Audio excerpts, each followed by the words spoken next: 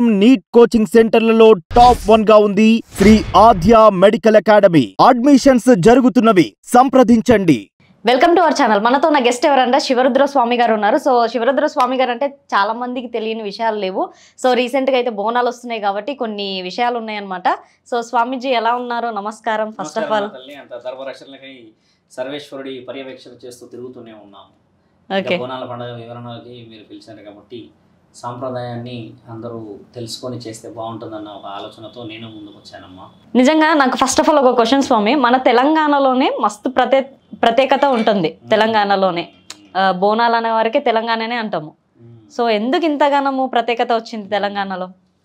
మనము చూడమ్మా, బోనాల పండుగ వివరణ కంటే ముందు ఇతిహాసాలలో ఏమి రాస్తుందో తెలుసుకోవాలి. బోనాల పండుగ అనేది గత 200 సంవత్సరాల నుంచి ఇంతటి విలువ మరియు 200 సంవత్సరాల క్రితం ఏమి జరిగింది, అసలు బోనాల పండుగ ప్రత్యేకత తెలుసుకోవాలి. ఇప్పుడు శాసన గ్రంథాల్లో చూడమ్మా, ఇప్పటికైనా కూడా ఊర్లలో జూన్ మాసం రాగానే పంట పొలాల పనులు చేస్తూ ఉంటాం. అంటే మే, జూన్ ఈ 2 నెలల్లో పెళ్ళిళ్ళు జరిగిన తర్వాత ఈ వర్షాలు వస్తున్న సమయానికి వ్యవసాయాన్ని సిద్ధం చేసి పెట్టుకుంటాం మనం. అలా జరుగుతున్నప్పుడు చాలామంది భూమికి పూజ చేస్తూ ఉంటారు. భూమికి పూజ చేసే కార్యక్రమంలో చూడండి, ఏ రాష్ట్రాల్లో అయినా భూమి పూజ ఏ దేశంలో అయినా చేస్తారు ఖచ్చితంగా. మన దగ్గర ఏంటంటమ్మా, మనం ప్రత్యేకముగా అమ్మవార్లని ఈ భూమండలంలో చాలా నడుస్తూ వాళ్ళ యొక్క వివరణ కుటుంబాలకు ఇస్తూ వాళ్ళు చెప్పిన భవిష్యవాణి వింటూ ఒక గుడి గ్రామ దేవత చెప్తే మంచి చెడులు నిర్ణయించుకొని పోతున్న ఈ తరుణంలో తెలంగాణకి మొదటి స్థానం ఇచ్చింది. ఎలా అంటే తల్లి, పూర్వం కొద్దిగా వెనక్కి వెళ్ళి చూస్తే అమ్మ నల్లపోచమ్మ తల్లి మీకు తెలిసిందే, ఒగ్గు కథ ఉంది అమ్మ పైన కూడా.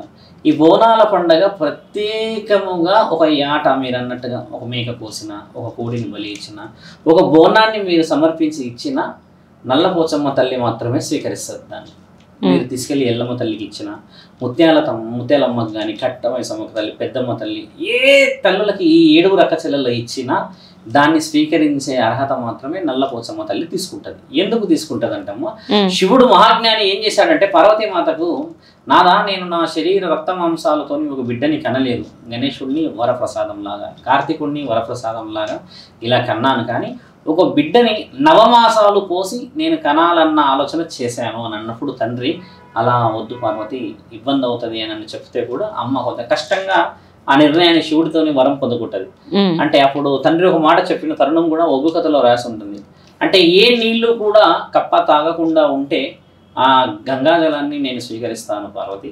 మరియు పువ్వు ఉంటుంది కదమ్మా, ఇప్పుడు తుమ్మెదలు వాళ్తాయి సహజంగా పువ్వులను చూస్తే ఆ యొక్క తేనె రసాన్ని తీయడానికి, అలా వాళ్ళని ఒక పువ్వు కావాలి నాకు అని చెప్పి కొన్ని తండ్రి రిస్ట్రిక్షన్స్ ఇస్తాడు. ఇచ్చిన తర్వాత అమ్మ తిరిగి తిరిగి తిరిగి తిరిగి ఇవన్నీ సంపాదించడం చాలా కష్టపడి ఆఖరికి అదే శివుడిని మొరబెట్టుకున్నప్పుడు తండ్రి ఒక కొబ్బరికాయ చూపించినప్పుడు అందులో ఉన్న నీళ్ళ గురించి కానీ, అందులో ఉండే కొబ్బరి పువ్వు వస్తుంది కదా తల్లి, దాని యొక్క పవిత్రత గురించి చెప్పినప్పుడు అమ్మ గర్వాన్ని దాలుస్తుంది. దాల్చిన తర్వాత శివుడు ఏం చేస్తాడంటే వరం ఇచ్చి, ఆ వరాన్ని నేను ఇయ్యలేదు, పార్వతికి ముప్పు తిప్పు పెట్టాలి అన్న ఆ ఆలోచన రాసుకుంటాడు నాలుగుపై. రాసుకున్న తర్వాత అమ్మ తిరిగి తిరిగి అలసిపోయి వచ్చిన తర్వాత అమ్మ 9వ నెల గర్భవతి అయ్యి శివుడి దగ్గరికి వస్తే శివుడు ఒక అవమానాన్ని అమ్మపై వ్యక్తపరుస్తాడు. నేను నా సందర్భం లేకుండా నీవు బిడ్డని కన్నావు, గర్వాన్ని ధరించావు పార్వతి, నువ్వు అపవిత్రారు అని అంటాడు తండ్రి. అంటే అమ్మ తిడుతుంది, బాగా మొరపెట్టుకుంటుంది, నీవిచ్చిన వరప్రసాదమే ఇది, నీవిచ్చిన ప్రసాదం వల్లే కదా నా గర్వం ఉంది అది అని చెప్పి అమ్మ అంటే, లేదు నీవు నిజమా కాదా అని తెలుసుకోవాలని నేను పరీక్ష పెడుతున్నా అగ్నికి అని చెప్తే, పార్వతీమాత లాంటి ఒక మహానీయురాలు పవిత్రతమైన ఒక వ్యక్తిని, మహాపతివతని కాల్చడానికి అగ్ని కూడా పారిపోతుంది. నేను కాల్చలేను అమ్మని అని అమ్మని దాని మీద పెడతారు పడుకోబెట్టిన కట్టెల పైన. అమ్మ అప్పుడు నిండు గర్భిణి ఉంటుంది. ఆ వివరణని తండ్రి చూస్తూ చూస్తూ బ్రహ్మ విష్ణువులను పిలిస్తే అప్పటికి వాళ్ళ మీద దేవతలు మొరపెట్టుకుంటారు. అప్పటికి దుర్గామాత, ఎల్లమ్మ తల్లిలు కూడా ఒక అవతారాన్ని ఎత్తిన దేవతలై ఉంటారనమాట. అలా చేయొద్దు అమ్మ కదా, శరీరం కాలిపోతుంది అది అని అంటే శివుడి మాటని అగ్నిని దాటలేరు కదమ్మ. అగ్ని ఆఖరికి తండ్రి ఏం చేస్తాడు, ఆయన్నే సృష్టించి అగ్నితోని బలవంతంగా పెట్టినప్పుడు అమ్మ శరీరం మొత్తం కాలుతున్న తరుణంలో మా అమ్మ కాలకూడదు అన్న ఆలోచనతోనే నల్లపోచమ్మ తల్లి ఈ అమ్మ శరీరం చుట్టూ ఒక పెన వేసుకుంటుంది. అంటే అమ్మ శరీరాన్ని కాల్చుకుంటుంది, అందులోపట ఉన్న బిడ్డ చిన్న బిడ్డ అయినా కూడా అమ్మ వరప్రసాదంతో పుడుతుంది నల్లపోచమ్మ తల్లి. ఆమె నల్లపోచమ్మ తల్లి కంటే ముందమ్మ ఆవిడ చౌడాలమ్మ తల్లి, యాదవరాజుల దేవత. అంటే ఈ గొల్ల మహారాజులు అంటారు యాదవరాజులు, ఏంటంటే వీళ్ళందరికీ ఎక్కువ ఆవులు పాడి పంటలలో ఉండే వ్యక్తులు, వాళ్ళ కులదైవం ఉంటుంది చౌడాలమ్మ తల్లి. అయితే శివుడు చౌడాలమ్మ తల్లిని ఒక వరం కోరిక నిమిత్తం నల్లపోచమ్మ తల్లిలాగా పార్వతీమాత గర్భంలో వేస్తాడమ్మ. వేసినప్పుడు అమ్మ వరం ఇచ్చుకుంటుంది, మీరు నాకు ఏమిస్తారు శంకర, మరి నేను అమ్మ కడుపులో నల్లపోచమ్మ తల్లి రూపాన పుడుతున్నా కదా అని అన్నప్పుడు, నా యొక్క శక్తులను నీకు సగం ఇస్తాను అమ్మ, వెళ్ళండి మీరు పుట్టండి అన్నప్పుడు, ఆయనకు అప్పటికి శక్తులు ఉండడం చేత దేవత కావడం వల్ల అమ్మ ఏం చేస్తుంది, పార్వతీమాతని కాలనివ్వదు, నల్లపోచమ్మ తల్లి కాలుతుంది ఆ మంటలో. ఎందుకంటే నా తల్లి పవిత్రమైనది, అపవిత్రంగా కాకూడదని. అందుకని నల్లపోచమ్మ తల్లి చేతులు, ఈ శరీరం అంతా ఇంత బొబ్బర్లు వచ్చి కాలినట్టు ఉంటుంది శరీరం, చాలా భయంకరంగా ఉంటుంది చూడు. అమ్మ ఎక్కడ చూసినా సరే, మన సినిమాల్లో చూపించినా చిత్రాల్లో చూపించినా కూడా అలా ఉండి, పార్వతీమాత వీళ్ళందరూ స్నానానికి వెళ్తే అప్పుడే ఒక బ్రాహ్మణుడు వచ్చి, ఏమయ్యా పార్వతీమాత బతికే ఉందిగా, నీవేమో కాష్టాన్ని కాల్చేసి వచ్చాను స్నానానికి వెళ్తున్నావు అని అంటే, శివుడు హుటాహుటిని వెళ్ళి చూస్తాడు. చూస్తే పార్వతీమాత కాలదు, బిడ్డని ఎత్తుకొని పాలిస్తూ ఉంటుంది. అమ్మ చాలా నల్లగా పుట్టి ఉంటుంది అప్పటికి. పుట్టినప్పుడు ఆ కాలిన చిన్న బిడ్డని చూసి పాలిస్తూ ఉంటే శివుడు ఓకే నిజాన్ని నమ్మాను, నువ్వే మంచి వ్యక్తి అని చెప్పి తీసుకెళ్తాడు కైలాసానికి. తీసుకెళ్ళినప్పుడు కానీ శివుడికి ఒక కోపం ఏమొస్తుందంటే, అమ్మ శివుడిని పార్వతీమాత మా ఇద్దరికి ఇంత నల్లగా పుట్టింది, కాలింది మొత్తం శరీరం అంతా అన్న ఆ చిన్న అపవాదం ఏం చేస్తాడంటే, పార్వతీమాత పడుకున్నప్పుడు బాల్యంత కదా, పడుకున్నప్పుడు ఆ నల్లపోచమ్మ తల్లిని తీసుకొచ్చి అడవిలో వదిలేస్తాడు. అడవిలో వదిలేయడానికి కూడా అంతరార్థం ఉంది. వదిలేసేసి ఎర్రపోచమ్మ తల్లిని సిద్ధం చేస్తాడు పైన. ఇంకొక అమ్మవారు సేమ్ అలాగే ఉండి పార్వతీమాత నిద్ర నుంచి లేచి చూడగానే, పార్వతి చూడు నీ బిడ్డని నేను ఎంత అందంగా అలంకరించాను నా యొక్క శక్తితో అని చెప్తే, అమ్మ నమ్మేసేసి ఇంకా ఆటలు పాటలు చిన్నపిల్లలు చూసుకుంటూ పోతుంది. కిందనేమో నల్లపోచమ్మ తల్లి అడవిలో ఉంటుంది, నరకయాతన పడుతుంది. అసలు పెరుగుతూ వస్తూ ఉంటే ఉన్న చుట్టుపక్కల ఉన్న సమాజంలో ఒంటరి ప్రయాణం, భయం చీకటి. అలా ఒక వయసు వస్తుంది తల్లి 13-14 సంవత్సరాల్లో స్త్రీతత్వాన్ని పూర్తిగా ఎత్తుకునే ఒక తరుణం ఉన్నది మన ఆడవాళ్ళ విషయంలో. అలా వచ్చినప్పుడు అమ్మ ఏం చేస్తుందంటే, మగ పురుషులు చూసే చూపులు కూడా అమ్మకి చాలా ఇబ్బంది అనిపించినప్పుడు వాళ్ళని చంపడం, ఏదైనా జంతువు ఆకలి అయితే వేటాడడం. ఈ బోనాల పండుగ అమ్మ యాటలు పోసే తరుణం లేదు మన దగ్గర, వంటలు వండేది మాత్రమే, తీపి వంటలు లేదా పిండి వంటలే. అలా వచ్చినప్పుడు అమ్మ ఏం చేస్తుందంటే, అమ్మ ఆకలి తీర్చుకోవడానికి అడవిలో ఉంది కాబట్టి దొరికిన వాటిని చంపి తినే అలవాటు చేసుకుంది.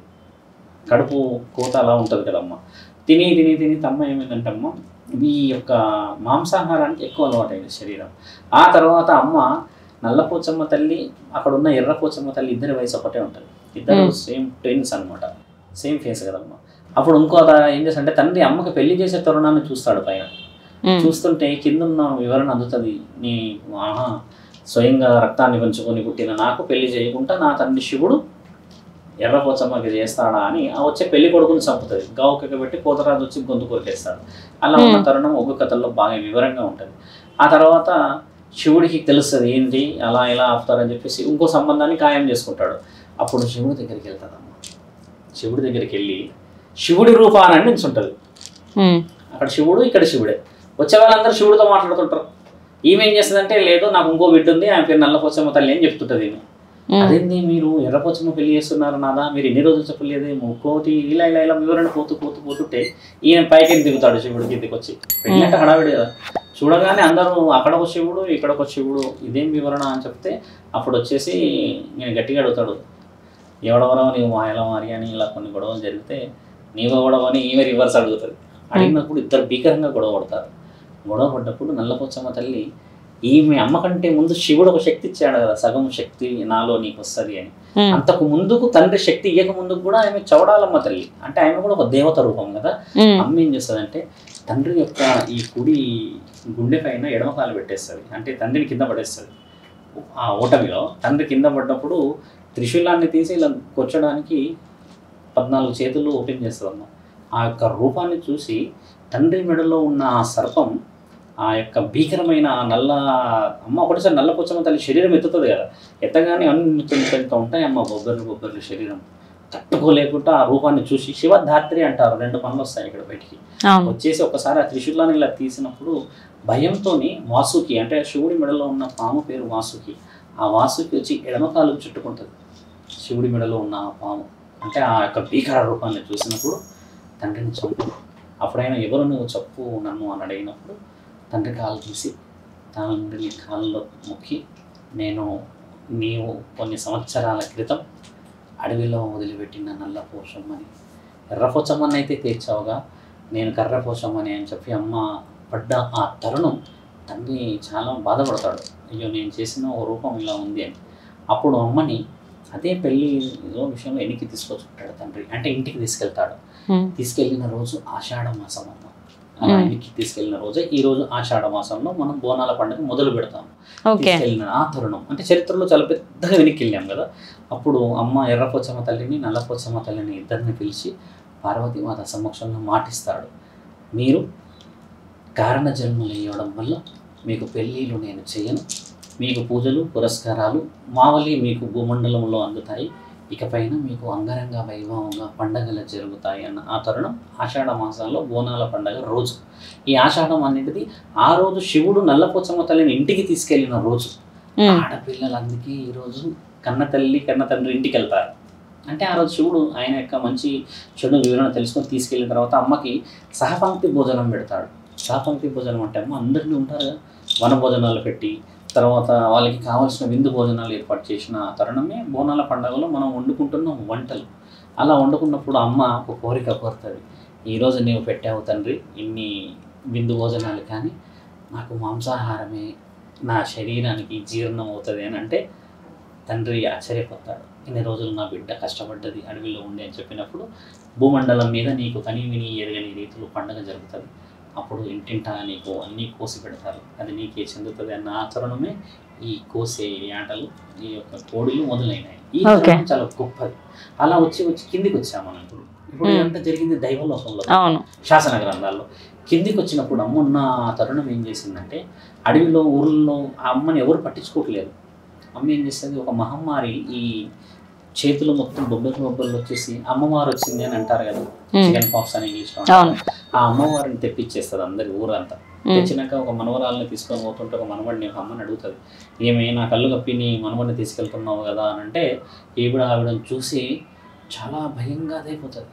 అదేంది ఇక్కడ కూర్చొని ఉన్నావు, ఎవరమ్మా నీవు, చూడ్డానికి నీ రూపం ఒక రాక్షస రూపం ఉంది, అడవిలో మధ్యలో కూర్చున్నావు, నేనేదో నా మనవడికి ఈ మహమ్మారి సోకొద్దని నేను తీసుకుపోతుంటే నన్ను పట్టుకున్నావు అని అంటే నీకు చెప్తాను కానీ ఇక్కడికి రా అని చెప్పేసి ఆ మనవాన్ని అక్కడ పెట్టి నా నెత్తిలో పేర్లు చూడడం అని అంటారు. ఈ నెత్తిని ఈవిడ భయపడుతుంటది, నెత్తిలో నేను పోయి పేర్లు చూడకపోతే నన్ను చంపేటట్టున్నది, నేను తెస్తున్నది నా మనవాడిని అని చెప్పేసింది అని చెప్పి ఇలా నెత్తిని ఓపెన్ చేసి వెళ్ళినప్పుడు అమ్మ ఒక్కొక్క పాయకి ఇలా కళ్ళు తెరుచుకొని ఉంటుంది, కళ్ళు తెరిచి చూపిస్తుంటుంది. అంటే ఒక్కొక్క కన్ను ఒక్కొక్క భయంకరంగా అట్లా పెద్దగా తెరిచి చూడగానే భయపడిపోయి కాళ్ళ మీద పడుతుంది. అమ్మ నీవు ఎవరు, ఏం సంగతి అని అంటే ఊరిలో ఉన్న మహమ్మారిని నేను తగ్గిస్తా, నేను చెప్పినట్టు చెయ్యండి మీరు అని అంటారు. ఇంటింటికి వేపకొమ్మలు పెట్టండి, బెల్లం శాఖలు సిద్ధం చేయండి, పండగ ఆ డప్పు చప్పుళ్ళు చేస్తే నేను పొలిమేర దాటి ఊరిలోకి వచ్చి తగ్గిస్తాను అందరినీ అన్న ఆ తరుణం బోనాల పండుగ మొదలైన తరుణం మన దగ్గర. ఓకే, ఈ ఒక తరుణాన్ని తీసుకుంటే ఇంకో తరుణం వ్యవసాయానికి సంబంధించి కోతలు జరిగిన తర్వాత ఈ జూన్ మాసంలో బాగా వర్షాలు రావడం వల్ల భూమి అంటే ధరణిమాతకి పూజలు చేయడానికని చేసుకున్న పండుగ కూడా ఇదే నెల అనమాట. అలా బోనాల పండుగకి భూమికి పూజ చేయడం మొదలయ్యారు. మీరు బాగా గమనించి చూస్తే బోనాల పండుగ నెక్స్ట్ డే అందరూ పచ్చగడ్డి తొక్కడానికని చెట్లలోకి వెళ్తారు. చెట్లలో వెళ్ళి ఆ వన భోజనాలు చేస్తారు, అక్కడే వండుకుంటారు కొంతమంది, లేదా తీసుకొని వెళ్తారు. ఉస్మానియా యూనివర్సిటీ దగ్గర అమ్మ ఎల్లమ్మ తల్లి దగ్గర చాలా బలంగా వెళ్తారు చాలా మంది. అలా వెళ్ళిన తరుణం అమ్మ పచ్చగడ్డిని ఎందుకు తొక్కాలి అని అంటే ఆ రోజు మహంకాళి వచ్చేసి సాక్షాత్తు పచ్చగడ్డి తొక్కడానికి భూమి మీదకి ఆశీర్వదించడానికి దిగుతుంది నానుడి ఉంది. అలా వచ్చిన తరుణంలో ఇక్కడ 3 సందర్భాలు కుదిరినాయి. ఒకటి శివుడి యొక్క వివరణ, రెండోది నల్లపోచమ్మ తల్లి కింద పడిన బాధలు, మూడోది ఏదేదో శరీరంలో ఉన్న వ్యాధికి సంబంధించిన మహమ్మారి వివరణ. ఈ వివరణలో వచ్చిన తర్వాత ఇప్పుడు ఆషాఢ మాస ప్రత్యేకత ఈ సొసైటీలో ఇంకా ఎవరు గెలిచారు, ఇంత ప్రత్యేకత ఎందుకు వచ్చింది అని అంటే అమ్మ మన దగ్గర పూర్వం ఒక రాజు ఏం చేశాడు, గోల్కొండ కిల్లాలో పూజలు వివరణలు బాగా సంప్రదాయంగా చేస్తారు కదా వీళ్ళందరూ అని ఒక యుద్ధ సమయానికి వెళ్తున్నప్పుడు ఏం మొక్కాడంటే, యుద్ధం నుంచి నేను తిరిగి వస్తే అమ్మ ఈసారి విజయం సాధించి నేను నిన్ను అనుకున్న విధంగా పూజ చేస్తా, ఎలాగో నేను వీళ్ళందరూ నమ్మారు కదా అని. గోల్కొండ ఏంటంటే అది గొల్లకొండ, యాక్చువల్లీ గొల్లవాళ్ళ కొండ అని అంటారు. ఎందుకంటే ఒక గొల్లవాడు ఆ మేకల్ని తీసుకొని ఆ కొండ మీద తినిపించడానికి వెళ్ళినప్పుడు అమ్మ ఒకరోజు ఆ మేకలన్నీ ఒకటేసారి మూర్ఛ అంటే అనారోగ్యం కింద పడిపోయినాయంట. అదేంది అనారోగ్యం కింద పడిపోయినాయి అన్న తరుణాన్ని అమ్మ ఏం చేసింది, తెలివి అక్కడ కూడా దేవలోకంలో నిర్ణయాలు. ఈయన ఏమమ్మా, నేనే బతుకుతున్న ఈ పశువుల మీద వీటికే ఇబ్బంది జరుగుతుంది, నువ్వు నిజంగా దేవతవైతే ఈ రాయిని పెట్టి నేను పూజిస్తున్నా ఈ రోజు నుంచి నిన్ను, నా మేకలన్నీ బాగుండాలి, నాకు మంచి పశువు సంపద రావాలి అన్నప్పుడు ఆయన పెట్టిన బొట్టుని స్వీకరిస్తుందమ్మా. ఆమె జగదాంబికాదేవి. ఇప్పుడున్న ఆ విగ్రహం ఆవిడ ఈయన గారు చేసిన ఘనకార్యం అనమాట. ఆయన ఏం చేస్తాడంటే ఆ విగ్రహాన్ని పెట్టి పూజించిన తర్వాత ఈ మేకలు ఆటోమేటిక్గా లేస్తాయి. లేచి మళ్ళీ మామూలుగా ఉన్న జీవనాభివృద్ధిలోకి వెళ్ళిపోయిన తర్వాత ఈయన దాన్ని ప్రతిరోజు రావడం పూజించడం, ప్రతిరోజు రావడం పూజించడం చేస్తూ చేస్తూ చేస్తూ చేస్తూ ఈ మాట ఆ మాట ఆ రోజు కాకతీయుల కాలంలో ప్రతాపరుద్రుడు పాలిస్తున్నప్పుడు వెళ్ళింది. అంటే ఇప్పుడు వీళ్ళు ఉన్నారు కదా వీరమణిలో వీళ్ళందరూ ఉన్నప్పుడు రుద్రమాదేవి కాలంలో ప్రతాపరుద్రుడు ఉన్నప్పుడు ఏం చేస్తారంటే అక్కడ బోనాల పండుగ మొట్టమొదట మొదలైంది తెలంగాణ ప్రాంతంలో, ఎక్కడంటామా వరంగల్లో మొదలైంది. అప్పుడు అక్కడ ఒక దేవతని వీళ్ళు ప్రతి సంవత్సరం అమ్మకి బలిలు ఇచ్చారు, ఉగ్ర రూపంలో ఉండే ఆవిడ. ఎవ్రీ ఇయర్ ఆషాఢ మాసంలో చేసేవాళ్ళు. అక్కడ నుంచి ఏం చేశారంటే అక్కడ ఈ గొల్లకొండ విషయం వివరణలు వచ్చిన తర్వాత వీళ్ళు అక్కడ నుంచి వచ్చేసి ఆ పండుగని గోల్కొండలో చేయడం మొదలుపెట్టారు. ఎందుకంటే అది సంస్థానం అయిపోయింది. ఒకప్పుడు పాలించారు కదా అక్కడ నుంచి రాజులు. అక్కడ నుంచి ఏం చేశారు, పాటిస్తూ పాటిస్తూ పాలిస్తూ పాలిస్తూ ఈ ముస్లిమ్స్ రాజు ఎవరైతే ఉన్నాడో ఆయనకు కూడా ఆయన అనుకున్న రీతిలో విజయాన్ని సాధించేసి వచ్చినాకమ్మ ఆయన్నే పన్నిచ్చేవాడంట, పండగ చేయండి మీరండి అంటే ఫండ్స్ ఇస్తారు కదా ఇప్పుడు పండుగలు చేయమని పెద్ద మనుషులు. అలా ఆయన ఫండ్స్ ఇచ్చి మొత్తం గోల్కొండను అలంకరించి ఆటలు, తర్వాత ఏదన్నా మీరు అమ్మవారికి పూజలు చేసుకోవాలి, డప్పు చప్పట్లు ఇవన్నీ ఇప్పుడు ఎలాగైతే వెళ్తుందో అదే అన్ని ఆయన్నే స్వీకరించేవాడంట. ఈయన రాజులాగా పోయి వచ్చినప్పుడు అమ్మ ఆ విజయాన్ని గెలిచినప్పుడు బోనాల పండుగ చేసినప్పుడు ఈయనని స్వయంగా బోనాన్ని సమర్పించాడు. అక్కడ ఎలా సమర్పించాడంటే అమ్మ ఈయన ముస్లిం రాజు అవ్వడం చేత ఆ మొహాన్ని చూయించడం కొంచెం దెబ్బతినే అవకాశాలు ఉంటాయి సంస్కృతి అన్న ఆలోచనతో ఏం చేశారంటే దాన్ని మనం ఇలా బాగా గమనించే సేరా అంటారు, మీకు గుర్తుందమ్మా, ఘట్టం అంటాం. ఇలా ఇక్కడ నుంచి పూల దండలు ఇలా ఉంటాయి కిందికి మగవాళ్ళకి వేసుకుంటారు. ఈ పైన మన ముస్లిమ్స్ పెళ్లిలో చూస్తాం ఇలాంటిది. అలాంటిది ఆయన ఏం చేశారంటే నెత్తి మీద బోనానికి సంబంధించిన అన్ని అమ్మకి ఇచ్చే నైవేద్యాన్ని పెట్టుకొని ఈ మొహం కనబడకుండా ఈ సేరా వేసుకొని వచ్చాడట. వచ్చి అమ్మవారి విగ్రహం దగ్గర ఆ బోనం సమర్పించినప్పుడు అమ్మ కూడా నీవు చేసిన ఈ పండగ బిడ్డ ఇకపై ప్రతిసారి తెలంగాణలో జరగబోయే బోనాల పండుగప్పుడు నా ఇంటికే మొదటి బోనం వస్తుంది అని చెప్పి ఆయన చేసిన పండగని మెచ్చింది జగదాంబికాదేవి. అలా గోల్కొండలో ఒక చరిత్ర మొదలైందమ్మా. అవును, ఫస్ట్ బోనం గోల్కొండలోనే స్టార్ట్ అవుతుంది, అది ఎందుకు ఎక్కువ పోతుంది ఎల్లుండి కూడా. అలా చేయడానికి గల కారణం ఏంటంటే ఆ రాజు మెచ్చిన పండగ. ఆ రాజు ఎలా చేశాడంటే అంటే అమ్మ పండగ పంచభూతాలు శాసించాయంట. ఆ పండుగ అంత ఘనంగా చేసిండంట పండగ. ఇప్పుడు మామూలుగా ఇప్పుడు నీ దగ్గర 1,00,000 రూపాయలు ఉంటే ఒక పండగ, 1 కోటి రూపాయలు ఉంటే ఇంకో పండగ ఎలా చేస్తాం అంటే అంగరంగ వైభవంగా జరుగుతుంది కదా. ఆ అంగరంగ వైభవంగా చేసిన ఆ తరుణాన్ని అమ్మ నచ్చింది అనమాట. ఇకపై నేనే స్వీకరిస్తాను మొదటి భోజనం మీరు పెట్టింది అన్న మాటని ఇప్పటికీ పాటిస్తున్నాం మనం. అక్కడ జరిగిన ఇంకో విషయం, అక్కడ నుంచి ఒక కొంత మైళ్ళు దూరంలో అమ్మ ఇప్పుడు చూడండి సింహవాహిని అమ్మవారు లాల్ దర్వాజా దగ్గర ఉన్నారు. అమ్మవారు కూడా ఎలా, ఆ అమ్మవారు ఏంటంటే ఒకప్పుడు ఆ మూసీ నది ఉంది కదా పురాణపుల్లో తీవ్రంగా పొంగిందంట అమ్మ, వర్షాలు బాగా వచ్చి. ఆ పొంగిన ఆ తరుణాన్ని చుట్టుపక్కల ఉన్న చిన్న చిన్న ఊర్లు, ఇప్పుడంటే ఇల్లులు ఉన్నాయి కానీ ఒకప్పుడు అన్ని గుడిసెలే కదమ్మా, అన్నీ కొట్టుకుపోయి చర్మం ఒక్కొక్కరికి ఇంత లాము దగ్గులు వచ్చేసి చర్మ వ్యాధులు బాగా ప్రబలితే ఈ రాజు ఏం చేశాడంట ఒక బంగారు చాట తీసుకొని, బంగారంతో ఉన్న చాట దాంట్లో జరి, బంగారు జరి అంటారు చీరలు, ఆడవాళ్ళు కాబట్టి మీకు ఐడియా ఉంటుంది, బంగారు జరితో చేసిన చీర, ముత్యాల హారం తీసుకొచ్చి ఆ పొంగుతున్న వర్షంలోనే ఆయన వచ్చి వదిలిపెట్టాడంటమ్మ. నిజంగా నీవు ఉన్నావని ఉంటే, ఒకవేళ నిజంగా ఒక దేవతవి నువ్వు ఇక్కడ ఉంటే ఇంతటి కుంభకృష్టి వర్షాన్ని ఇంత పెద్ద ఒక భూకంపంలా వచ్చింది, దాన్ని ఆపాల్సిందిగా కోరుతున్నాము అని అంటే అమ్మ ఏం చేసింది, దాన్ని అలానే వదిలేశాడు ఆ మూసీ నదిలో. మూసీ నదిలో ఆ బంగారంతో ఉన్న వస్తువులన్నీ వదిలేసినాకమ్మ స్వయంభుగా వెలిసిన విగ్రహమే ఇప్పుడు సింహవాహిని. ఇప్పుడు ఆవిడ స్వయంభు విగ్రహం అది. ఆవిడని అప్పటి నుంచి కొలుస్తున్నాం. ఆమె అక్కడి నుంచి ఆ వర్షాన్ని ఆపి వ్యవసాయాన్ని మంచి చెడు నిర్ణయం తీసుకొని వచ్చిన విగ్రహం ఇప్పటికీ స్వయంభు విగ్రహము సింహవాహిని అమ్మవారు. మీరు వీళ్ళు చూడవచ్చు ఎప్పుడైనా వెళ్తే, ఆమె ఉండే రూపం కూడా శాంతరూపమై కూర్చొని ఉంది, అందరినీ కాపాడుతుంది. అలా రాజు గెలిచిన ఒక తరుణం. ఆయన కూడా అక్బర్ గారు పేరు మీకు గుర్తుండే చరిత్రలో రాసింది. ఇలా ఇద్దరి విషయం జరిగితే మహంకాళి అమ్మవారు ఇక్కడ వచ్చేసి ఉజ్జయిని మహంకాళి, కొన్ని సంవత్సరాల క్రితం చూస్తే అమ్మ ఇక్కడ కూడా మన దగ్గర ఒక వ్యాధి బాగా వచ్చినప్పుడు ఆయన ఉజ్జయిని మహంకాళిలో పనిచేస్తున్న ఒక సైనికాధికారి ఆర్మీ ఉంది, అందులో చేసి మా ఊరిలో ఈ విధంగా జరుగుతుంది తల్లి, నువ్వు నిజంగా ఉంటే ఉజ్జయిని మహంకాళి ఏంటంటే అమ్మవారి యొక్క మొహం పట్టిన ప్రాంతం అది, అష్టాదశ శక్తిపీఠాల్లో ఒకటి మహారాష్ట్ర ప్రాంతంలో ఉంది కదా తల్లి. అక్కడి నుంచి తీసుకొని వచ్చి ఒక విగ్రహాన్ని ఇక్కడ పెట్టాడు ఆయన. ఇప్పుడున్న విగ్రహం కూడా ఆ విగ్రహమే అమ్మవారికి. అలా పెట్టిన తర్వాత ఇక్కడ రోగాలు తగ్గి అందరూ సువిశాలంగా ఉన్నాక ప్రతి ఆషాఢ మాసంలో చేసే పండుగ బోనాల పండుగ రోజు అమ్మకి ప్రత్యేకంగా అందిస్తారు. ఇలా 3 చరిత్రలు రాసి ఉన్న భాగ్యనగరం అమ్మ ఇది. అలాంటి ఈ 3 చరిత్రల్లో చేసే పండుగకి ఇతిహాసాలు శాసన గ్రంథాల్లో శివుడిచ్చిన ఒక వరం అమ్మకి, ఈ విధంగా జరుగుతుంది, ఈ విధంగానే జరుగుతుంది. అలా వచ్చిన ఈ తరుణం బోనాల పండుగకి మీరన్న చరిత్రలో ఉన్న వివరణ తల్లి.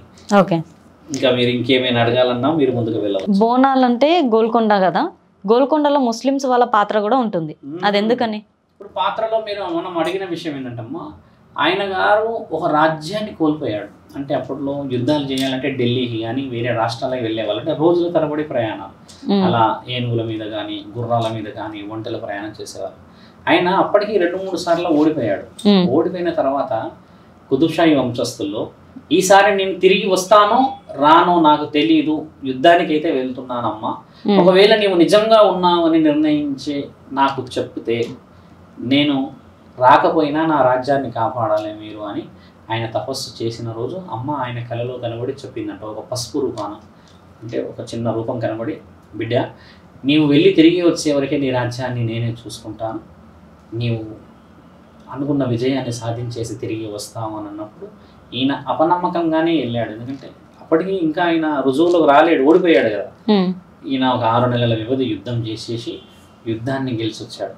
గెలిచొచ్చిన తర్వాత ఆ అమ్మవారి ముందే తలబెట్టి మొక్కి, అమ్మ నీవు రుజువు చేశావు ఉన్నావని, కాబట్టి నేను వేరే మతస్థులు అన్న ఆలోచన చేయకుండా మానవత్వానికి విలువిస్తాను. ఒకప్పుడైతే ముస్లిమ్స్ తర్వాత వేరే జాతులు అని ఇలా లేవు కదమ్మా, కొన్ని వందల సంవత్సరాల క్రితం అంతా ఒకటే మాది. ఈ మధ్య కాలంలో ఈ ప్రాచుర్యత పొందింది కదా. అలా ఆయన చెప్పిన ఆ మాటని అమ్మ విని, అమ్మ ఇచ్చిన ఆ మాటని గెలిపించినందుకు ఆ బోనం రాను రాను రాను రాను రాను ఇప్పుడు తగ్గిపోయింది. ముస్లిమ్స్ బోనాన్ని ఎక్కించట్లేరు ఇప్పుడు, ఎందుకంటే ఒకప్పుడు ఆయన ఎక్కించాడు, ఆయన పాటించండి మీరు అని చెప్పేశాడు, అంటే రాజా ఆజ్ఞ ఇచ్చేశాడు, ఇకపై మీరు చూడండి అని. అలా ఆజ్ఞని పాటిస్తున్న బోనమే ఇప్పుడు మనము సేరా వేసుకొని బోనాలు వస్తాయి ఇక్కడికి. మీరు గమనించండి, 6 గంటలకు ఒక బోనం వస్తుందమ్మా. నేను కన్నుల పండుగ చూసిన బోనం అదొక్కటే, ఎందుకంటే నేను బోనాల పండుగకు నేను ఎల్లుండి వెళ్తాను, నాకు ఆహ్వానం ఉంది. కంటిన్యూ నేను ఆడ 5-6 వీక్స్ వెళ్తాను. అక్కడ ఒక బోనం వస్తుంది తల్లి 5 నుంచి 6 గంటలకి, అసలు గుర్రాల మీద వస్తుంది. ఆ బోనం కూడా రావడం కూడా చాలా బలంగా వస్తుంది. 3-4 కిలోమీటర్ల వరకు ట్రాఫిక్ మొత్తం లాక్ అయిపోతుంది. ఆ బోనము ఒక అర్ధనారీశ్వరి ఎత్తుకొస్తుంది, ఇక నెత్తి మీద పెట్టుకొని వస్తుంది అమ్మ. నెత్తి మీద పెట్టుకొని ఆమె చూడడానికి కూడా దేవత స్వరూపంలాగా కనబడుతుంది. ఆవిడ రావడం కూడా పెద్ద దాని మీద రథం మీదే వస్తుంది. వచ్చి ఆ బోనాన్ని దింపినప్పుడు ఇంకొక వ్యక్తి దిగుతాడు కిందికి. ఆ వ్యక్తి దిగేటప్పుడు ఆ బోనం ఎలా ఉంటుంది అంటే అమ్మ, ఇక్కడ నుంచి అంతా సేరా ఉంటుంది, మొత్తం పువ్వుల దండే ఉంటుంది, మొత్తం ఇక్కడ దాకా పూలే ఉంటాయి ఆయనకు మొత్తం. ఆయన ఆ బోనాన్ని ఇలా పట్టుకుంటాడు తల్లి పైకి. పట్టుకున్నప్పుడు ఈ బోనం చుట్టూ 5 దీపాలు ఉంటాయి, 1, 2, 3 అని బోనం చుట్టూ ఉంటాయి. అంటే ఇనుపదంతో చేసింది ఇలా ఉంటుంది. అఖండ జ్యోతులు ఉంటాయి 5. ఆ బోనాన్ని చూడాలమ్మా, ఎంత వివరంగా వస్తుంది అంటే ఆ బోనం కూడా హైదరాబాద్లో పుట్టినందుకు ఎంతో పుణ్యమైంది అనిపిస్తుంది ఆ బోనం చూసినప్పుడు, తెలుసాము. అసలు రావడం కూడా చాలా స్పెసిఫిక్ వస్తుంది ఆ బోనం. సెక్యూరిటీ కూడా అమ్మ మార్నింగ్ నుంచి అలర్ట్ గారు, అది వచ్చినప్పుడు అలర్ట్ అయిపోతారు ఎక్కడదక్కడ.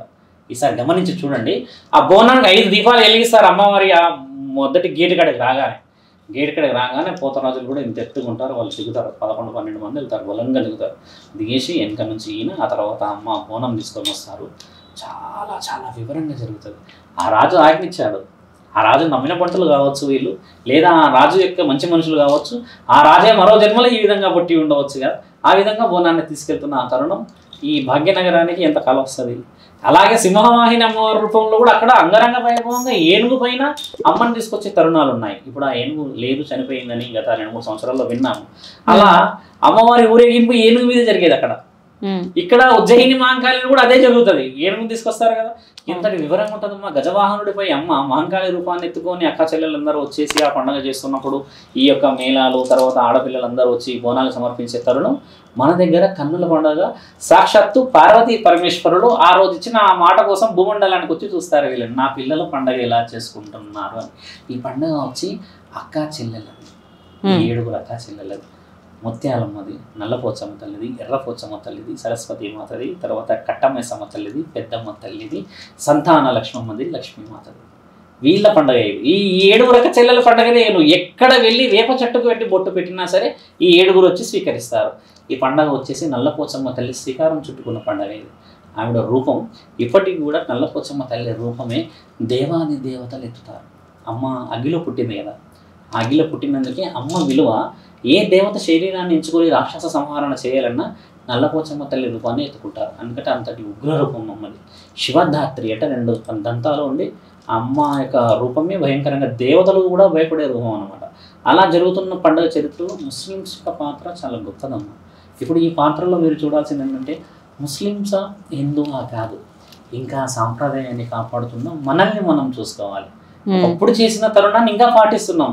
18వ శతాబ్దంలో నుంచి ఇంత అంగరంగ వైభవంగా జరుపుకొచ్చింది.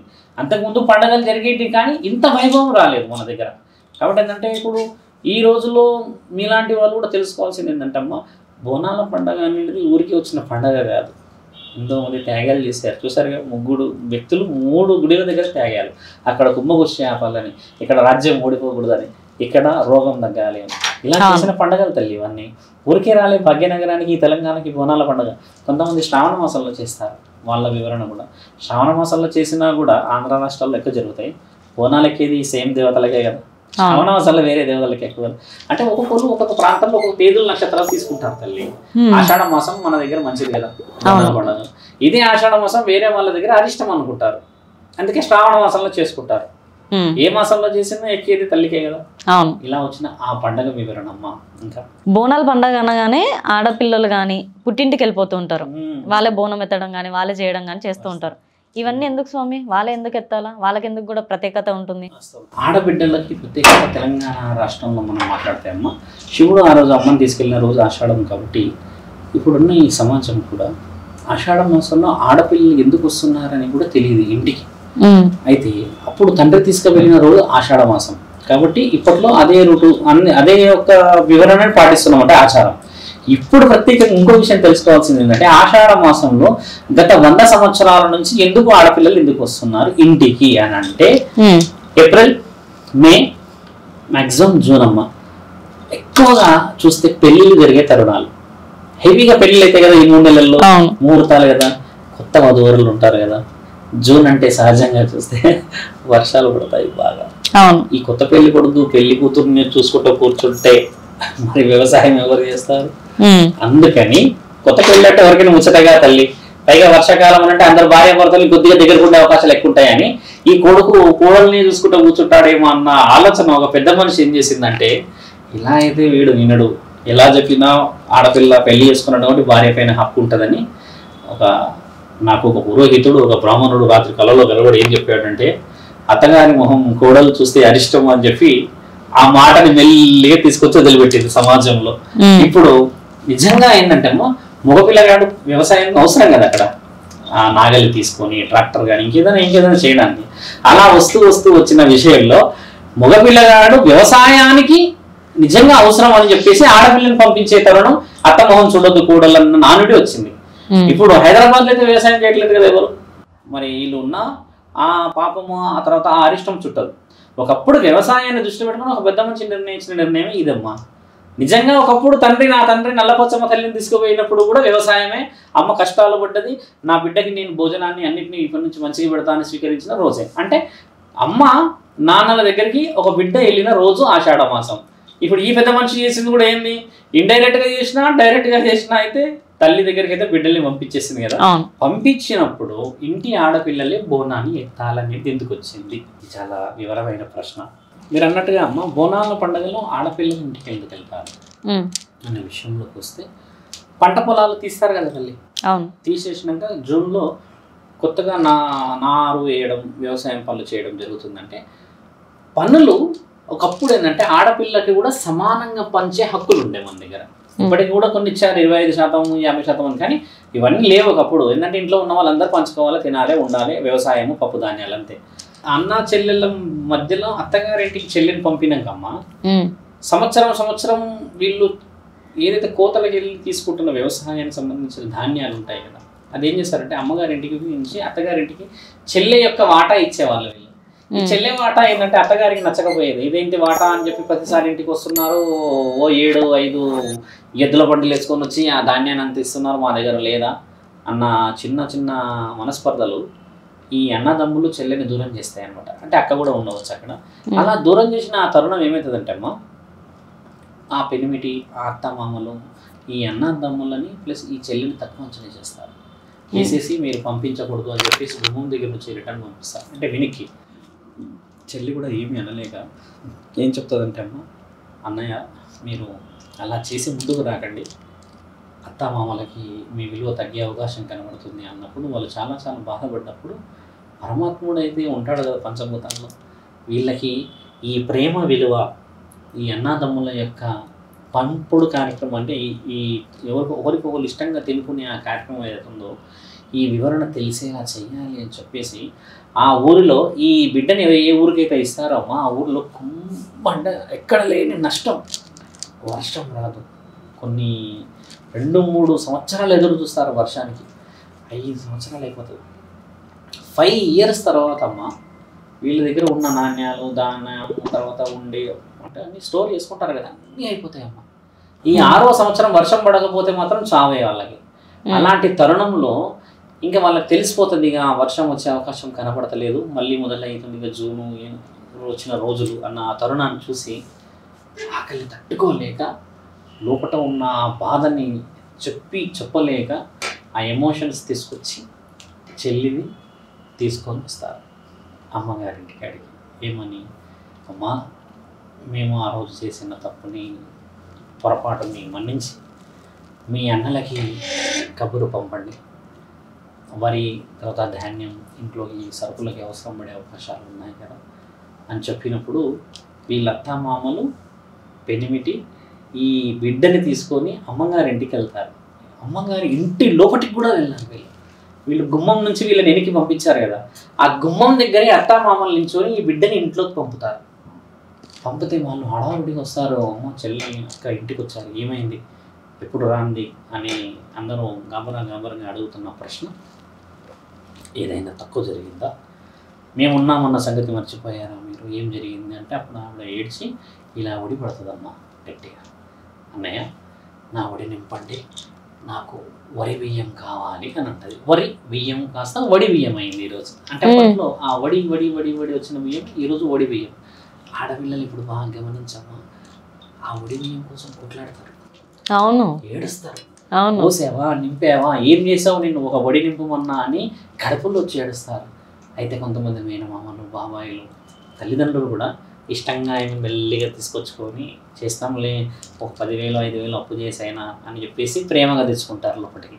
అలా వచ్చినప్పుడు చెల్లి పలికిన పలికి ఏంటంటే, అమ్మ నా పెనిమిటి సిగ్గుతో రాలేక పొలిమేరలోనే ఆగిపోయాడు అన్నయ్య అంటే ఆ రోజు అవమానపరిచారు కదా, నా అత్తామామలు కడప బయటే ఉండిపోయారు, కడప లోపలికి రాలేకపోతున్నారు, మీరు పిలిస్తే నా వడి నింపితే నేను వెళ్ళి ఊళ్ళో మీరన్న వివరణ గెలుస్తామన్నప్పుడు లేదు బావని రమ్మనండి, అమ్మ అత్తమామల్ని ఇంట్లోకి పిలిచి వడి నింపి వాళ్ళందరికీ కాళ్ళు మొక్కి వీళ్ళ బట్టలు పెట్టే కార్యక్రమం ఇప్పుడు పెడుతున్నారు. అప్పుడంతా వరి అనేది ముఖ్యమైన ఉద్దేశం కదా, అవన్నీ నింపేసేసి మళ్ళీ బయలుదేరుతాయి ఆ 5 ఎద్దుల బండ్లు. ఆ 5 ఎద్దుల బండ్లలో మళ్ళీ వడి బియ్యం మొక్కుతారు. అంటే పంచుకున్న బియ్యం చెల్లి కోసం తీసి పెడతారు కదా, ఆ బియ్యం మళ్ళీ ఈ పొలిమేర నుంచి ఇంకో ఊరు పొలిమేర దాటిన తర్వాత ఆకాశవాణి వినబడుతుంది. ఎక్కడైతే ప్రేమల విలువలు ధర్మానికి సంబంధించిన వివరణలు మీరు చేయలేరు, అదే ఇంటి నుంచి మీకు ఆ ఆడపిల్లకి వాళ్ళు పెట్టింది పెట్టుపోతలు కాదు, ప్రేమలు అభిమానాలు అన్యోన్యతలు. అలాంటి విషయాన్ని మీరు నోటికొచ్చిన ముద్దని కాలితో తన్నుకోవడం వల్లే ఆ ముద్ద ఈరోజు మళ్ళీ మీకు కడుపు ద్వారా నోటికి వచ్చిందని చెప్పిన తరుణమే వడి బియ్యం. ఆ వడి బియ్యం కార్యక్రమాన్ని చేయడానికి మీరన్న ఆ బోనం ఆ ఆడపిల్లలతో ఎత్తిస్తారు. ఇంటికి వస్తే పిలిచి చెల్లెల్ని అక్కల్ని పిలిచి, ఇంటి ఆడబిడ్డ కదమ్మా కాబట్టి ఈ ఆడబిడ్డ ఎత్తుకుంటే ఆ ఆడబిడ్డ నల్లపోచమ్మ మాంకాళి ఆ అమ్మలందరూ సాక్షాత్తు ఇంటికి వచ్చినట్టు. ఎందుకంటే ఆ రోజు తండ్రి తీసుకెళ్ళాడుగా నల్లపోచమ్మ తల్లిని, అలా ఆ తల్లిని ఇంట్లోకి వచ్చారు అనే విషయాన్ని బోనం ఆడపిల్లలే ఎత్తాలి అని అంటూ ఉంటారు. అది నిజమే కదా. ఆ రోజు గొప్ప కార్యక్రమాలు ఈ రోజు మనకు తెలియకుండా పాటిస్తున్నాం. అదే మన సంస్కృతిలో ఉన్న గొప్పతనం. ఇప్పుడు భార్యలు ఎత్తుతారమ్మా, ఎత్తరని కాదు, బిడ్డలు ఎత్తుతారు, ఎత్తరని కాదు, చెల్లెలు ఎత్తుతారు, అందరూ ఎత్తడమే కదా పండగ అంటే. మరి అలా వచ్చిన ఈ తరుణమే ఎందుకు ఎత్తుతారు అన్న వివరణ కొంచెం డీప్గా వెళ్ళాల్సి వచ్చింది. వడి బియ్యం అనేది నేను గతంలో 1 hour చెప్పాను, కానీ ఈ రోజు బోనాల పండుగలో వడి బియ్యం అనే ప్రత్యేకత రావడం నిజంగా చాలా మంచిది. మొదలైంది కూడా అక్కడి నుంచే, బోనాల పండుగలో నుంచే మొదలైంది ఈ వడి బియ్యం. అదే తల్లి వివరణ. స్వామి, ఇప్పుడు బోనం ఎత్తుకునేది మనము దానిలో ఉండేది ఆహారం కదా, నెత్తిపైన ఎందుకు ఎత్తుకోవాలి? ఇతిహాస పురాణాల్లో, శాసన గ్రంథాల్లో వరి అనేది ఒక బియ్యానికి సంబంధించింది కదమ్మా. అయితే వడి బియ్యం వండినప్పుడు వేడిగా ఉండే ఆ తరుణం. ఒక తల్లి బోనాల పండుగ అంటే చూడమ్మా, కొత్త బట్టలు కొంటారు. నాకు తెలిసి షాపింగ్స్ చాలామంది మొదలు పెట్టారు. నిన్న నుంచి చాలామంది అడుగుతున్నారు. నేను కూడా కొంతమందికి కొన్ని విషయాల్లో హెల్ప్ చేస్తాను. అలా అడిగారు నన్ను కూడా 2-3 అడిగితే నేను కూడా సరే ఈ ఆదివారం తర్వాత వెళ్ళేసి రండి అని చెప్పాను. కొంతమంది కమ్మలు కొనుక్కుంటారు, కొంతమంది గాజులు కొంటారు, కొంతమంది దుస్తులు కొనుక్కుంటారు. పండుగ అన్న కూడా అలా 1 నెల రోజుల నుంచి హడావిడి మొదలవుతుంది మన దగ్గర సహజంగా. మీరన్నా బోనానికి సంబంధించిందంటే ఒకప్పుడు గ్రామ దేవతలు ఉండేవాళ్ళు తల్లి. గ్రామ దేవతలు అంటే ఒకే దేవత ఉండి ఊరంతా బోనం వచ్చేది. మీకు కూడా ఇప్పుడు కొన్ని ఏరియాలో చూస్తాం, హైదరాబాద్లో అలా కనబడకపోవచ్చు కానీ ఊర్లలో ఒకేసారి బోనం ఎత్తుతారు. అక్కడ ఒక అతను కూర్చుంటాడు గుడి దగ్గర, మైకులో అరుస్తూ ఉంటాడు, అమ్మ అందరూ 6 గంటలకు 4 గంటలకు బోనాలు తీసుకొని వచ్చేయాలి, ఆలస్యం చేయొద్దు అని చెప్పి ఇట్లా అంటుంటారు. అందరూ ఒకటేసారి వస్తారు బోనాలకి. ఒకప్పుడు అలానే వచ్చేటి బోనాలు కూడా. వచ్చినప్పుడు ఏమైతుండే అంటమ్మా, బాగా డబ్బులు ఉన్న వాళ్ళు, లేకపోతే బాగా అంటే వంటలు వండుకున్న వాళ్ళు, అన్ని ఉన్న వాళ్ళు చేసుకునే పండుగనేమో కొంచెం బాగా కనబడుతుంది. మామూలుగా చేసుకునే వాళ్ళకి కూడా పండగనే, కాకపోతే వాళ్ళు బయటికి అంత ఆర్భాటంగా రాకపోవచ్చు. ఆ విషయాన్ని అమ్మ గమనిస్తుంది. ఊర్లో అందరు బోనాలకు వచ్చారు కానీ ఒక పూరి గుడిసెలో కూర్చున్న ఒక తల్లి మాత్రం రాలేకపోయింది అన్న బాధని గ్రామ దేవత వచ్చి ప్రత్యక్షంగా కలుస్తుంది. ఏమ్మా, నా బిడ్డ అయినా నీవు బోనాన్ని స్వీకరించడానికి ఇంకా రాలేదే, పొలిమేరలో అందరూ వచ్చి నిల్చున్నారు అని అంటే, బోనాల పండగ కదమ్మా, మరి నా దగ్గర పెట్టే అంతగా లేదు, ఉన్నదే నూకలతోనే పచ్చి పులుసు చేసుకునే ఈ చింతపండు నా ఇంట్లో, గుడిసెలో దీపం పెట్టుకోవడం తప్పితే నాకు ఏం తెలియదు, నీకేమో అన్ని అంగు ఆర్భాటం చేస్తే కానీ పండగ కాదు అని అంటే, అమ్మ గుండెకి హత్తుకొని మనసుతో చేసింది పండగ, అంగు ఆర్భాటం చేస్తే నేను తినకూడదు, ప్రేమ లేని పండగలు నాకు పండగలాగా ఉంటాయి, నీవు వచ్చి పెట్టిన పండగ, నువ్వు పెట్టిన పచ్చి పులుసే, నీవు వండిన ఆ నూకలతో చేసిన ఆ అన్నమే కదా నాకు భోజనం, వనభోజనం, నా నెత్తిపై ఉన్న బోనం అని ఇట్లా అమ్మ ప్రేమతో వ్యక్తపరిచినప్పుడు హడావిడిగా నేను వస్తున్న పద తల్లి అని చెప్పేసి ఆ కుండలో పోసి 1-2 సేర్లు పోసి ఉడకబెట్టేసి ఆ పచ్చి పులుసు చేస్తుంది ఆ చింతపండుతో చేసేసి ఆ వేడి భోజనం అమ్మకి సమర్పించాలి కదా. నీవైనా అలానే చేస్తావు, ఎవరైనా అతిథులు వస్తే వేడిగా పెట్టాలని ఇలా పట్టుకొస్తాం కదా. అప్పట్లో కుండలో మంటలు పెట్టి వేడి చేయడం వల్ల ఆ యొక్క వస్తువుని తీసుకొని నడుము దగ్గర పెట్టుకుంటే ఇది కాలుతుంది కదా, చేతిలో పెట్టినా కాలుతుంది. కాబట్టి అమ్మ ఏం చేసిందంటే, ఈ కండవ పెనిమిటి ఇక్కడ వేసుకుంటారు. ఇప్పుడు ఊర్లో కూడా చాలా మంది ఇక్కడ వేసుకోకుండా కనీసం నడుము కన్నా కట్టుకొని తిరుగుతుంటారు పెద్ద మనుషులు ఊర్లలో. ఆ కండవ తీసి నెత్తి మీద పెట్టేసుకుంటారు. పెట్టుకొని ఆ ఉడుకుతున్న కుండ అంతా అయిపోయి ఆ వేడి అంతా వేడిగా ఆ భోజనం కంప్లీట్ కాగానే నెత్తి మీద ఎత్తుకుంటారు. ఎత్తుకొని ఆ వేడి చల్లారక ముందు ఉరుకుతుంది అమ్మ దగ్గరికి. ఉరుకుతూ అమ్మ దగ్గరికి వెళ్ళి ఈ పచ్చి పులుసు, ఈ భోజనాన్ని అమ్మమ్మ కూడా పెట్టి సమర్పిస్తుంది. అమ్మ ఇలా స్వీకరిస్తుంది, ఇలా పెట్టి ఇలా స్వీకరిస్తుంది. ఇష్టంగా పెట్టి ఏ భోజనమైనా నాకు మన భోజనమే. ఊర్లో ఉన్న ప్రతి ఇంటి నుంచి వచ్చే భోజనం నాకు బోనం. కాబట్టి వ్యత్యాసాలు మీ స్థితిగతుల నుంచి ఏది చేసినా నా దగ్గరికి చేరేది మాత్రమే ప్రేమ, అభిమానం, ఆప్యాయత అని అమ్మ ఈ బోనాన్ని స్వీకరించి అందరి బోనాలని స్వీకరిస్తూ వస్తుంది. అలా స్వీకరిస్తూ వచ్చిన బోనం అమ్మ వేడి చల్లారకూడదని నెత్తికెక్కింది బోనం. అంతేకాని బోనం నెత్తి మీద పెట్టుకొని తీసుకెళ్లాలని లేదు ఇక్కడ. ఆ వేడి కుండలో ఉండడం వల్ల ఆ కుండని నెత్తి మీద టవాలు కట్టుకొని నెత్తి మీద పెట్టుకొని అమ్మ దగ్గరికి వెళ్ళింది వేడి చల్లారకుండా. ఈ రోజుల్లో అలా లేదు, వేడి చల్లనిన్నదే మనం పెట్టుకొని వెళ్తూ ఉన్నాం. ఆ తరుణం వేరు, ఏ తరుణమైనా అమ్మ స్వీకరించింది. దాంట్లో భోజన కార్యక్రమాలమ్మ ఆ బోనంలో కూడా పెరుగుతో చేసిన ఒక భోజనం పెడతారు కొంతమంది. ఇంకొక వాళ్ళు నేను చెప్పిన చింత పులుసుతో చేసిన ఆ పచ్చి పులుసు, తర్వాత ఈ నూకలతో పెడతారు. కొంతమంది బెల్లంతో అమ్మవారికి నైవేద్యంగా తీపి అన్నం పెడతారు. అదే మనం దాన్ని ఏదో అంటారమ్మా, అన్నం చేస్తారు కదా, తీపి వంటకం చేసేవాళ్ళు, బెల్లం అన్నం అంటారు. బెల్లమన్నం కాదు అది.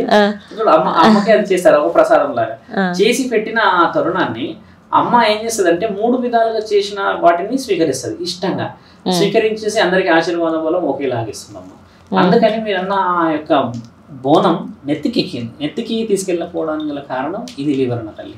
ఇప్పుడు బోనం ఎత్తుకున్నప్పుడు చాలా మంది వెనక్కి తిరగ చూడొద్దు, బోనం చేతుల మీద మారొద్దు, ఇవన్నీ కండిషన్స్ మాట్లాడుతూ ఉంటారు. మరి అది వాస్తవమేనా? వాస్తవం అంటే ఒక దేవతామూర్తి కాబట్టి తల్లి వెనక్కి తిరగకూడదు అలా ఏమీ లేదు. కాకపోతే ఏంటంటే అమ్మ గౌరవ స్థాయిలో కూర్చుంటుంది కదా దేవతామూర్తి. ఇప్పుడు చాలా చిన్నది కానీ నా తల్లి, ఒకప్పుడు అమ్మ బోనం స్వీకరిస్తున్నప్పుడు 100 మందికి కనబడేది, ఇప్పుడు మనకి విగ్రహమే కనబడుతుంది. ఒకప్పుడు అమ్మ విగ్రహం కంటే ముందు దేవత రూపమే కదా, ఆయన అలా కనబడి చాలా మందికి భవిష్యం అని చెప్తూ ఉన్న తరుణం విన్నాం మనం. గతంలో కూర్చొని మాట్లాడిందానో ఏదైనా కళలో కనబడి చెప్పిందానో ఇలా వింటాం కదా. అలా వాళ్ళందరూ ఇస్తున్న ఆ బోనము అమ్మ దగ్గరికి పోయే దాంట్లో ఆ అమ్మకి ఇచ్చే విలువైనది సమయపాలన. ఎందుకంటే అందరూ ఎదురు చూస్తుంటారు. ఏ దేవతగా అయినా గుర్తుపెట్టుకోమ్మా, వండిన తర్వాత ఆ కుండ అలా పెట్టకూడదు, ఒకటి తినాలి లేదంటే వండుకోకుండా ఉండాలి. దేవత విషయమే కాబట్టి వండినామనంటే ఇంకా ఆశ మొదలవుతుంది కదా. నీకు తెలుసాము, మనం అంటాం పోయిన సంవత్సరం ఏడ పోయాలని మొక్కుకున్నాం మేము, ఈ ఏడాది పోయకపోతే అమ్మ అరిష్టాలు చేసుకుంటూ వస్తుంది, ఏ పనులు సరిగా అవుతలేవు అని అంటాం. నీకు గుర్తుందా? అంటే నీవు ఇచ్చిన మాట అది. నేను గుర్తు చేయడానికి అమ్మ కొన్ని పనులను ఆపుతుంటుందో లేకపోతే ఏదో పనులను నేను ఇబ్బంది పెట్టదు, గుర్తు చేసే తరుణాన్ని ఎక్కువ చేస్తూ వస్తుంది. ఆ తరుణము ఈ బోనం ఎత్తుకొని వెనక్కి తిరగకూడదు లేదా ఆగకూడదు అన్న విషయానికి ఏంటంటే ఆ సమయ పాలన అమ్మ కూడా ఎదురు చూస్తుంది నువ్వు తెచ్చే బోనం కోసం. ఆలస్యం చేయడం కూడా మిగతా వాళ్ళందరికీ కూడా డిస్టర్బెన్స్ అయ్యే అవకాశాలు ఉంటాయి. నీవు రాకపోతే నేను ఇంకొకటి రాడు, ఊర్లో ఒకప్పుడు అందరూ పోయేవాళ్ళు కదా, మరి నీవే కదలకపోతే మరి మిగతా వాళ్ళందరూ కదలాలి కదా. అందరు కదలకపోతే మరి ఊర్లో ఆలస్యం అవుతుంది కదా. బ్రహ్మముహూర్తాలలోనే పెడతాం కదా మనం. అంటే ఒక గడియలు ఉంటాయి, ఆ గడియలలో బోనాలు సమర్పిస్తాం కదా తల్లి. ఇలా వస్తున్న తరుణానికి వివరణ. కానీ ఆలస్యం అయితే వెనుకొస్తే ఎవరో వచ్చేది చేసేస్తారని లేకపోతే నువ్వు నిలబడితే చేస్తారని కాదు. అందరికీ విలువిచ్చి అందరం ఒక సమయానికి కదలుదాం. అది బోనానికి ఉన్న ప్రత్యేకత మీరు అన్నది. బోనం ఎత్తుకున్నప్పుడు చాలా మందికి కొంతమందికి బరువు అవుతూ ఉంటుంది, నా బోనం మీద దేవత వచ్చేసింది అందుకే బరువు అయింది అని అంటారు, వస్తుందా? వాస్తవమే, శరీరం మీదకి రాలేని తల్లి బోనం మీదకి ఎలా వస్తుంది కాబట్టి ఏంటంటే అమ్మ వాళ్ళు భక్తిలో ఎలా ఉంటారంటే, నేనైనా సరే మీరైనా సరే ఆ బ్యాండ్ మేళాలు కానీ గట్టి మేళాల చప్పుళ్ళు కానీ ఈ డిల్లం పల్లం అనేది ఎక్కువ వస్తూ ఉంటుంది వీళ్ళు చేసే దాంట్లో. అంతే ప్రత్యేకంగా ఒగ్గు వాళ్ళు చెప్పే ఆ వివరణకి శరీరం పులకరించి ఆనందంగా మనం ఆ బోనాన్ని స్వీకరిస్తాం. ఒళ్ళు శరీరం అనేది బరువు నరదృష్టితోనే అవుతుంది కానీ దేవత యొక్క స్థితిగతులతో కాదు. నువ్వేం ఫీల్ అవుతావు ఆ టైంలో బోనం ఎత్తినప్పుడు అంటే 10 మంది 10 రకాలుగా చూసే చూపు, మంచిగా చూసే చూపు ఉంటుంది, చెడుకు చూసే చూపు ఉంటుంది, నిన్ను వక్రీకరించి చూసే చూపు కూడా ఉంటుంది. అంటే తక్కువ అంచనా చూసే వాళ్ళు కొంతమంది ఉంటారు, ఈమె ఇంత బాగా తీస్తుందా, ఇన్ని నగలేసింది, పండుగ బయటికి తీసి పట్టు చీర కట్టిందని అనే వాళ్ళు ఉంటారు కదా. ఇలా నరదృష్టి వల్ల కూడా ఒళ్ళు బరువు అయ్యే అవకాశం ఎక్కువ ఉంటుంది. అంటే నెగిటివిటీ అనేది ఈ మైండ్ మీద తిరుగుతూ ఉంటుంది. ఈ బ్యాండ్ ఇదంతా ఏంటంటే అదొక హెవీ పాజిటివ్నెస్ అంటే అమ్మ అబౌవ్ పాజిటివ్నెస్ ఏంటంటే మనిషి మాట్లాడాడు, ఇంకా ఆ పాజిటివ్నెస్ లింక్ అంటే ఒక సిమ్టమ్ హెవీ రీచ్ అయింది అనుకో తల్లి పీక్ స్టేజ్కి, మనిషి శరీర స్థితిగతులు కోల్పోతాడు, శరీరం మీద దేవత కాదు. అంటే ఆయన ఏమనుకుంటాడంటే కంప్లీట్ సొసైటీ చుట్టుపక్కల ఉన్న వాళ్ళు ఎవరు కనబడరు, ఇంకా భక్తిలో లీనమైపోయి ఆ బోనాన్ని చాలా అంగరంగ వైభవంగా ఆడుతూ కొంతమంది ముఖాల మీద వెళ్తారు నడుచుకుంటూ, ముఖాల మీద వెళ్ళి కూడా నాట్యం చేస్తుంటారు కదా. ఇది భక్తిలో వచ్చేసి ఎండ్ స్టేజ్ అమ్మ. ఆ తర్వాత వీళ్ళు బోనం ఎత్తేసిన తర్వాత అమ్మ దగ్గరికి వెళ్ళి బోనాన్ని స్వీకరించినాక మీరు ఎక్కువ శాతంగా చూడండి వెనకాలకి ఒక 10-15 నిమిషాలు ఒరిగిపోతారు చూడండి. ఎందుకంటే బ్లడ్ అనేది లిమిట్లెస్గా ప్రెషర్గా పెరుగుతూ వస్తుంది కదా. 1 అవర్ 1.5 అవర్ ఎంతసేపు తీస్తారో ఆ తీసిన తరుణం ఒక్కసారిగా మళ్ళీ కామ్ డౌన్ అయిపోతే మళ్ళీ న్యూరలాజికల్ సిస్టమ్ అంతా డౌన్ కావాలి కదా. అందుకని వాళ్ళు ఆ పల్స్ రేట్ పడిపోవడం చేత వెనక్కి జరిగిపోతారు. ఈ బరువు దిగిపోయిందంటే తెలుస్తుంది ఒకటి. ఆ గట్టి మేళాలు అది వచ్చేటప్పుడు అంత శబ్దం ఉండదు కదా, పోయేటప్పుడు. ఇవంతా వచ్చేసి పాజిటివ్ నెగిటివ్ వచ్చేసి ఫిజికల్ అటాచ్మెంట్తో సంబంధం. ఇలా జరుగుతున్న తరుణం. కానీ దేవతామూర్తులు శరీరం మీదకి రారుతారు. ఇప్పుడు దేవత ఇక్కడ బాగా గమనించాల్సిన విషయం ఇంకోటి, దేవత మరి బోనం ఎత్తుకుంటే మరి ఎవరికి నీవు బోనాన్ని ఇస్తావు? అవును. చాలా మంది చెప్పాల్సిన విషయం కూడా అదే. ఇప్పుడు నేనే దేవుడిని అనుకుందాం, ఇప్పుడు నేను ఎవరికి ఇవ్వాలి బోనం తీసుకెళ్ళి? కాబట్టి దేవత మన కోసం ఎదురు చూస్తుంది అక్కడ సింహద్వారం దగ్గర, మనం తీసుకెళ్ళి ఇవ్వాలి అమ్మకి. ఈవిడ బోనాన్ని ఈవిడ తీసుకుపోతే అక్కడ తీసుకునే వాళ్ళు ఎవరు మరి? కాబట్టి ఏంటంటే మనిషిలో ఉన్నది ఏంటంటే అమ్మ భక్తి హద్దులు దాటిన తరుణం అది. అంతకు మించి దాన్ని మనం నా మీద దేవత వస్తుందని ఎల్లమ్మ కానీ ఇంకో దేవత కానీ పోచమ్మ కానీ అమ్మ కానీ ఇలా చెప్పుకోవడం వల్ల ఆరోగ్య స్థితిగతులు అభివృద్ధిలో ఉండవని అర్థం తల్లి. స్వామి, ఇప్పుడు బోనాలకి ప్రత్యేకత పోతరాజులు అనమాట. వాళ్ళ ప్రత్యేకత ఎలా వచ్చింది? వాళ్ళ నాట్యం కానీ ఇవన్నీ కానీ బోనం తీసుకెళ్తున్న తరుణంలో వాళ్ళు కూడా ఉంటున్నారు కదా, సో ఎలా ఇదంతా? ఇప్పుడు పోతరాజుల్లో చూడమ్మా తమ్ముడు అక్క చెల్లెళ్ళు అన్నప్పుడు ప్రతి ఇంట్లో ఒక తమ్ముడు కానీ అన్న కానీ ఉంటే ఒక రక్షకుడు. అయితే మీకు మనం కొంచెం మొదటి ప్రశ్నలో అమ్మ నల్లపోచమ్మ తల్లి విషయానికి ఎన్నికి వెళ్దాం. అమ్మ నల్లపోచమ్మ తల్లి విషయానికి వస్తే 14-15 సంవత్సరాలు వచ్చినప్పుడు అమ్మ యవనస్తురాలు అయినప్పుడు కొంతమంది చూసే చూపు అమ్మని నెగిటివ్గా చూసే చూపు అమ్మని నచ్చలేదు. కోపంగా బాధపడ్డది. అయ్యో నేను అడవిలో ఉన్నాను, ఆకులన్నీ చుట్టుకుంటున్నాను నా శరీరానికి, ఏదో విధంగా నన్ను పరపురుషుళ్ళు చూసేస్తున్నారు, నల్లగా ఉన్నా నేను నన్ను చూసి భయపడాల్సింది నన్ను చెడుగా చూస్తున్నారు అన్న బాధ అమ్మకి చాలా బాధ అనిపించింది. అలా అమ్మ చాలామందిని చంపింది కూడా. మళ్ళీ చంపి భయం కావాలి నన్ను చూస్తే అని చెప్పేసి మెడలో పుర్రెలు వేసుకుంది. కాళికామాతకి పుర్రెల దండ ఉంటుంది, ఆ దండ ఇంత పెద్దది, ఆయన చంపిన వాళ్ళది అది. అలా వేసుకున్నా కూడా భయపడతలేరు, ఏదో విధంగా నన్ను చెడుగా చూస్తున్నారు అన్న తరుణాన్ని అమ్మ వ్యక్తపరిచి, ఇలా అయితే కుదరదు, నన్ను ఒక వ్యక్తి చూసుకునేటట్టుగా, నా మాట వినేటట్టుగా, నేను ఏది చెప్తే అదే నమ్మేటట్టుగా ఉండే వ్యక్తి నాకు కావాలి అని ఆలోచన చేసి తమ్ముడిని పిలుస్తుంది. ఆ తమ్ముడు చౌడాలమ్మ తల్లి అని నేను చెప్పిన కదా, నల్లపోచమ్మ తల్లి పుట్టక ముందుకు గొల్ల మహారాజుల ఇంట్లో ఉండేది అమ్మ ఒక దైవం లాగా అన్న కదా, అక్కడ అమ్మని బాగా పూజించే ఒక భక్తుడు ఉండే, చాలా ఇష్టంగా. చౌడాలమ్మ తల్లిని ఇంకా పూజిస్తారు, కొన్ని రాష్ట్రాల్లో ఉన్నారు వాళ్ళు, మన దగ్గరే ఉన్నారు కొన్ని విలేజెస్లో. ఆ చౌడాలమ్మ దగ్గర ఏంటంటే ఆయన వచ్చి అమ్మవారితో ఊరికే మాట్లాడతాడంట, ఎలా ఇష్టంగా విగ్రహంతోనే. అమ్మ తినమ్మ, నేను అలసిపోయి వచ్చిన, నా దగ్గరకు డబ్బులు లేవు అని కొంతమంది చూస్తుంటాం, విగ్రహం దగ్గర పిచ్చోడులాగా మాట్లాడుతున్నారు అంటాం. అలా అమ్మ ఆయన చెప్పే మాటలు ఊరికే విని ఊ కొట్టేదంట, ఊ అని ఊ అంటుంటే ఈయన చెప్తుంటే అట్లనే నిద్రపోతే అమ్మ వచ్చేసి ప్రతిరోజు ఆయన నెత్తిగా నిమిరేదంట. అయ్యో తమ్ముడు బిడ్డ నన్ను అమ్మ అమ్మ అని ప్రేమగా చూస్తాడు, అసలు భక్తిలో అయినా నేను ఉన్నానో లేదో తెలియదు కానీ నాకు వచ్చి చెప్తాడు, నేను విని ఊ అంటానన్న తరుణాన్ని అమ్మ గుర్తు చేసుకుంటుంది నల్లపోచమ్మ తల్లి. ఇప్పుడు పిలుస్తుంది, తమ్ముడా పోతురాజా అని గట్టిగా అరుస్తుంది. అనగానే చౌడాలమ్మ తల్లి యొక్క తమ్ముడులాగా కొడుకులాగా ఆయన ఉండే కదా, ఆ రక్షక భటుడులాగా ఆయన వస్తాడమ్మ, ఆయనని సృష్టించుకుంటుందమ్మ. నాతో నీవు పొలిమేరలో నీవు ఉండాలి, ఇకపై నీ పేరు పోతురాజు, ఆయన పేరు రాజే ఉంటే ఇక్కడ పోతురాజు అని పెట్టుకుంటుందమ్మా. పోతురాజు అని పెట్టుకున్నప్పుడు సరే అక్క నేను నీతో పాటే ఉంటా, అప్పటికే ఆయన కాలం చేసేస్తాడు ఆ చౌడాలమ్మ తల్లి విషయంలో. మళ్ళీ ఆయనని పుట్టించుకొని పొలిమేరలో పెంచుకొని పెట్టుకొని ఉంటుంది. అలా వచ్చిన తరుణంలో పోతురాజుని నల్లపోచమ్మ తల్లి తెచ్చుకుంది రక్షకుడికి లాగా. ఈయన పొలిమేరలోనే ఉంటాడు. పొలిమేరలో ఏం చేస్తాడు, కూర్చొని ఉంటాడు అంతేలాగా. ఎవడన్నా వస్తున్నాడో పోతున్నాడో దొంగలు అని చూస్తాడు, ఎవడన్నా డౌట్ కనబడితే పొయ్యి వాడిని ఎదురియడం, ఏమైనా ఎటు పోతున్నావు ఎవడరా అన్నాడు. ఈ పద్ధతిలో 7.5 అడుగులు ఎత్తాడు, 8 అడుగులు కండాల నుండి ఇలా ఉండేవాడు. వాళ్ళంతా పసుపు రాసుకొని, ఎందుకంటే అమ్మ ఆశీర్వాద బలం కదా. ఆయన దేవుడు కాదు, ఆయన పవిత్రమైన ఆత్మ. ఆయనని తెచ్చుకుంటే అమ్మకి ఇబ్బంది పెట్టే విషయాలలో పిలిచేది ఊరికి. వీడు నన్ను వక్రీగా చూస్తున్నాడు, వీడు నన్ను వెంబడిస్తున్నాడు అని చూసినప్పుడల్లా వాడి గొంతు కొరికేటోడు పోతురాజు వచ్చి కొరకడం.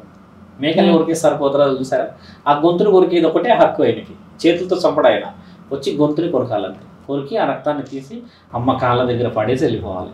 ఇదే ఒకటి. అలాగే నల్లపోచమ్మ తల్లి విషయంలో ఎర్రపోచమ్మ తల్లికి తండ్రి పెళ్లి చేస్తున్నాడు అన్నప్పుడు ఒక పెళ్లి కొడుకు ఈ ఊరు నుంచే పోతుంటాడు. పోతూ ఉంటే ఆ పోతురాజుని పిలిచి, అగో బలి పశువు పోతున్నాడు, నా తండ్రి నాకు పెళ్లి చేయకుండా ఎర్రపోచమ్మని అంట ఎవరో ఆమెకి పెళ్లి చేస్తున్నాడు అన్నప్పుడు ఆ యొక్క పెళ్లి కొడుకుని చంపింది కూడా ఈ పోతురాజే. చంపి అమ్మ కాళ్ళ కాడ పడేస్తాడు ఆ పెళ్లి కొడుకుని. పడేస్తే ఆయన బాధ చూసి అమ్మ ఏం చేస్తుంది, ఈయనకి ఏం తెలుసు, వీడు అమాయకుడు, చేసిందంతా నా తండ్రి కదా అని మళ్ళీ ఆయనని క్షమాభిక్ష పెట్టి బతికిచ్చేసి పంపించేస్తారు. అలా పోతురాజుల విషయం మన దగ్గరికి ఎలా వచ్చిందంటే అమ్మ ఆడపిల్లలు బోనం ఎత్తేటప్పుడు ఏం చేస్తారు? నేను ఒక సాధువు అయినా కూడా ఇది చెప్పాల్సిన సమయం. మంచిగా అలంకరించుకుంటారు, స్నానాలు చేసుకొని పసుపు పెట్టుకొని కాళ్ళకి పట్టీలు పెట్టి మంచిగా. కొంతమంది ఏంటంటే చీరలు కడతారు, కొంతమంది ఈ లంగా జాకెట్టు అనేది ఓనీలు పట్టు ఓనీలు పెట్టుకుంటారు కదా. ప్రతిరోజు కంటే పండగ రోజు కొంచెం ఆకర్షణీయంగా అందంగా కనబడతారు. వీళ్ళని చూడడానికి ఎగబడే వాళ్ళు కొంతమంది, మీరు అమ్మ విషయంలో తప్పలేదన్నాను కదా, చూసే చూపులో తేడాగా చూసేందుకు హోలాగా చూస్తాడు. కొంతమంది ఏమో అంత సెక్యూర్గా చూడరు. ఆడపిల్లలకి ఏంటంటే కంఫర్టబుల్గా అనిపించదు, వాడు ఎక్కడెక్కడో చూస్తున్నట్టు, ఏదో వస్తుంటే పోతుంటే. కొంతమంది ఏదో విజిల్ వేస్తారు, అరుస్తారు, ఏదో కొంచెం. కొంతమంది వ్యక్తులు ఉంటాయి కదా, ఈ చూపులు అమ్మకి నచ్చలేదు. అదేంది ఇలా బోనం ఎత్తుకుంటూ నా ఆడపిల్లలు ఇలా చేతులు బయటపెట్టుకొని వస్తూ ఉంటే వీళ్ళు చూసే చూపులలో భక్తి వదిలిపెట్టేసేసి వేరే విధంగా చూస్తున్నారన్న తరుణంలో తమ్ముడిని పిలుస్తుంది. తమ్ముడా పోతరాజా అని పిలిస్తే ఆయన అక్కడ నుంచి గజ్జలు, ఇంత దొడ్డు గజ్జలు ఉంటాయి కాళ్ళకి, ఎందుకంటే ఆయన వస్తున్న శబ్దం తెలవాలి కదా. ఆ శబ్దానికి ఇంత పెద్ద గజ్జలు వేసుకొని దాన్ని, ఆ పాయలు కూడా ఇంతలా ఉంటాయి అమ్మ, ఒకటొకటి నడుము కూడా ఉంటుంది గజ్జలు, అది వేసేసుకొని ఇక్కడ కూడా గజ్జలు ఉంటాయి ఇలా పెట్టుకొని, పెద్ద పెద్ద కంకణాలు పెట్టుకొని, రెండు ఇంత పెద్ద పెద్ద పెద్ద ఇర్రగోళ అంటారు దాన్ని, పసుపుతో ఉంటాయి అవన్నీ. అవి పట్టుకొని ఇంటికెళ్ళి ఇలా వదిలిపెట్టి, ఆయనకి మాట రాదు, కేవలం అని కూడా వస్తాడు. ఆ సౌండ్ కూడా గాంభీర్యమైన సౌండ్. అక్క పిలుస్తుంది కదా, అక్క అన్న ఒక మాటనే వస్తుంది, అక్క అని అంటే గట్టిగా వస్తుంది అంతే. మిగతాదంతా అట్లా కోపంగా వస్తాడు అంతే. అలా వచ్చి నిలబడితే అది బలి పశువులు అనగానే కథ, అక్క మాట కూడా ఆయన పూర్తిగా వినడు అని అలా మీదకి ఎగిరి ఆ తరుణమే పోతరాజులు ఇలా గట్టిగా సయ్యాట వేసుకుంటూ పోయి వాళ్ళని బెదిరించే తరుణం, చంపే తరుణం పోతరాజుల లక్షణం. దేనికి? ఆడపిల్లలని కాపాడడానికి. అయితే అలా వచ్చినప్పుడు ఆడపిల్లని, అమ్మని ఇలా చూస్తాడు తండ్రి. పోతరాజు కూడా తండ్రి స్థానమే. అమ్మ నించొని ఉంటే అమ్మ కళ్ళల్లో కళ్ళు పెట్టి ఇలా చూస్తాను. చూసి చెప్పక్క అనంటే, నేను కుడి పొలిమేర దాటేంతవరకు రక్షకుడిగా ఉండవలేనా అని అన్నప్పుడు, అమ్మ నడుస్తున్నప్పుడు అమ్మ కళ్ళల్లో కళ్ళు పెట్టి చూసి ఇలా ఇటు రెండు ఇలా పోతరాజు కదమ్మా, నీవే ఒక అమ్మవారు, ఇలా నీ ముందే ఇలా నించొని ఉండి నువ్వు ముందుకు నడుస్తుంటే ఈ పోతరాజు అడుగు వెనక్కేస్తాడు అన్నమాట. అంటే అమ్మ చూపులో చూపు రానియాడు, చుట్టుపక్కల ఇలా చేతి పెడతాడు, ఎవరు కూడా మీద పడకుండా. రెండు ఎర్రగోలలు ఉంటాయి. అలా ఆయన ఈ కాళ్ళ సవ్వడికి ఆ గజ్జలు చాలా గల్ల అని అంటుంటాయి. అక్కడ అమ్మ నడుస్తుంటుంది. ఆ ఇద్దరి ఆ సయ్యాట అమ్మ చూడడానికి కన్నుల పండుగ నడుస్తారు ఇద్దరు. ఒక అడుగు అమ్మేస్తే ఒక అడుగు వెనకేస్తాడు ఆయన. వేసే అడుగు వెనక ముందు. ఇప్పుడు బోనాలు వేసే వాళ్ళు కూడా వెనక ముందు వేసుకుంటూ పోతుంటారు సయ్యాట. ఒక అడుగు ముందు వెనక వేస్తే ఆ శబ్దం కదమ్మా. అలా వస్తూ పొలిమేర దాటి చూస్తారు. అంటే ఒక దేవతని ఈయన కళ్ళల్లో కళ్ళు పెట్టి చూస్తాడు. చూస్తూ రక్షించుకుంటూ ఎవరికి కనబడకుండా తీసుకొని వచ్చే తరుణమే పోతురాజు యొక్క రక్షణ గుణం. అలా తీసుకొచ్చిన ఆ తరుణం అమ్మ చాలా మెచ్చింది. ఇకపై ప్రతి ఆడబిడ్డ బోనం తీసి ఇంటి ముందు నీవు ఉండవలేను అని తదాస్తు పలుకుతుందమ్మ. పలికిన తర్వాత పోతరాజులు ఇంత ప్రాచుర్యంకి వచ్చారు.